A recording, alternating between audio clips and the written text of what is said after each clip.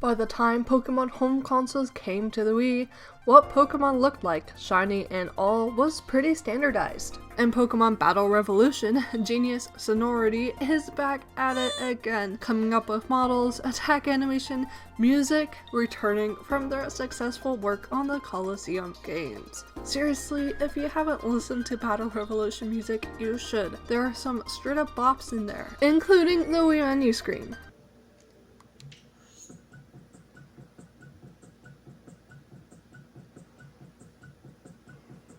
Across 4 generations of Pokemon, there are few shinies that stand out significantly, but there are some speckled throughout the generations. Take, for instance, this burnt Raichu.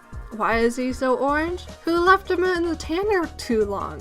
Who knows, but I, for one, love the vibrancy of this popsicle orange Raichu. As for vibrancy, that's what genius Sonority brings to the table. Take for instance Chinchou. What's different about the shiny? Absolutely nothing, but somehow the devs make this boy and its evolution really pop color-wise, and that makes me super duper happy. I mean, Chinchou is straight up glowing like an anglerfish. That's the kind of charm modern games don't have. Speaking of charm that modern Pokemon doesn't have, black-maned Suicune. Originally appearing in Colosseum, this black-maned beauty returns in Revolution, and not gonna lie, is pretty slick. I mean, Entei and Raikou both have black bits on their shinies, so why can't Suicune? Staying on this dark train, we have Gengar. Though you could argue that he's a more saturated, desaturated version of the modern day Sad Gengar, this guy just looks really cool as a dark, nearly black form. Almost the same as Slacking, who looks the same as his normal shiny, except a bit more darker in the dark bits. I'm really going for exciting words today. I'm gonna derail this train of thought by hopping over to some shinies you can tell were inspired by shinies but got off at the wrong station somehow. Here's a pink Blastoise. Does it look like a shiny Blastoise? Yes! But a little different than you may think. Here's also some of those nasty greens that end up just being a dusty sort of color that actually feels better than the vibrant puke they are nowadays. Though I do miss my vibrant pink flying batters. Speaking of things to miss, how about those shiny gym leader costumes?